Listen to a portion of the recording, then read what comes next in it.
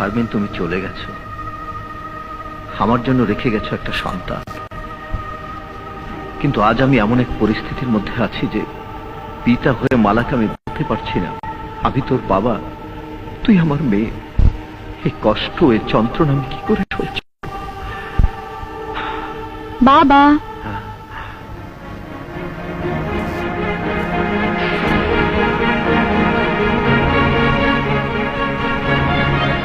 মালা,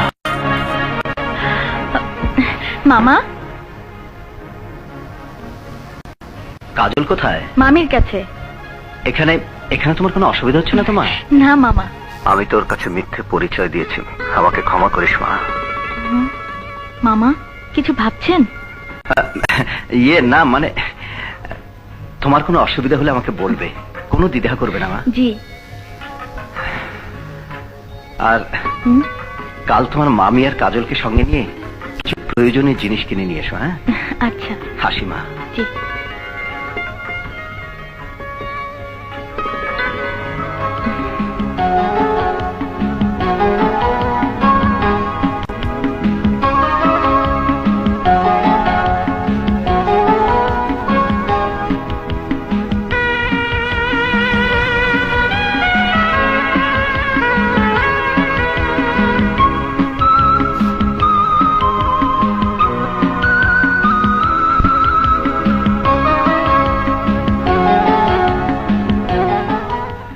সোমবার থেকে মালার ক্লাস শুরু হচ্ছে। আমার গাড়ি ওকে ভার্সিটিতে পৌঁছে দেবে এবং নিয়ে আসবে। কেন? আমার গাড়িতে করে আমরা একসাথে যাব। আরে প্রতিদিন তো তোদের ক্লাস একসাথে শুরু বা শেষ হবে না, তাছাড়া তোর যদি অসুবিধা হয়। তুমি কি যে বলো না আব্বু, ক্লাস যখনই শুরু হোক দুজনেই আমরা একসাথে যাব।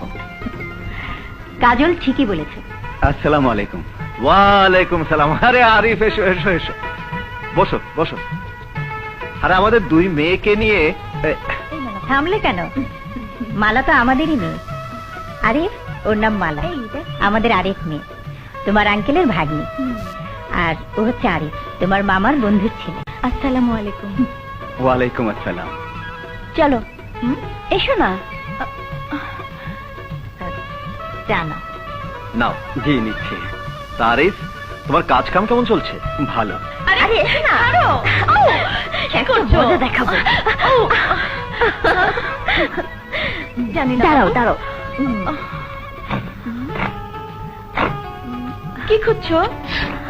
দেখোই না।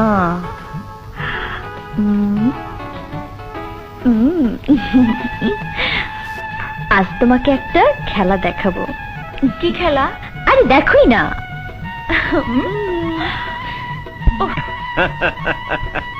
মান্নান প্রায় ফোন করে তোমার কাজের প্রশংসা করে।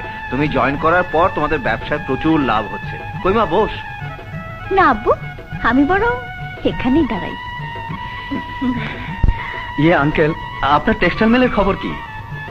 কনস্ট্রাকশনের কাজ প্রায় শেষের দিকে, আরো মাসখানেক লাগবে। আর তুমিও চলো না, একদিন দেখে আসবে। যাব।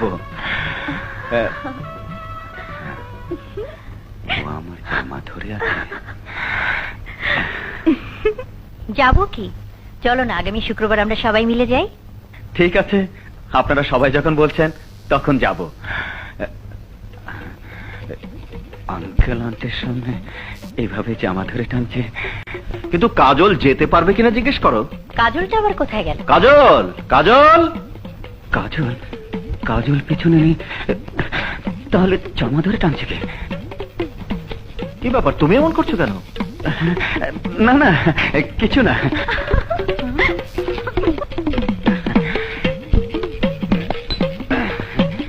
কি ব্যাপার?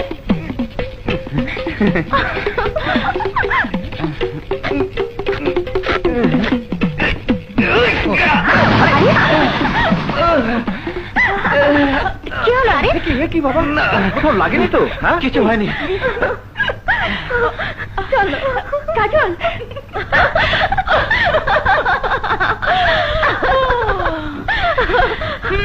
ভদ্রলোককে এভাবে নাজেহাল করাটা কি ঠিক হলো? 100 বার ঠিক হয়েছে। যেরকম মানুষ সেই রকম শিক্ষা দিয়ে দিয়েছি। তোরে আমি খুব ভালোবাসি, তোর সারা বাসুক না শোনা। হয়ে কেউ দেখে ফেলায় বাড়িতে কেউ নাই, এই ফাঁকে ধর একটু আদর করিস না। আমি ওকে দেখে নেব। আইছে ভাইজান দেখে ফেলাইছে। এখন কি হইব?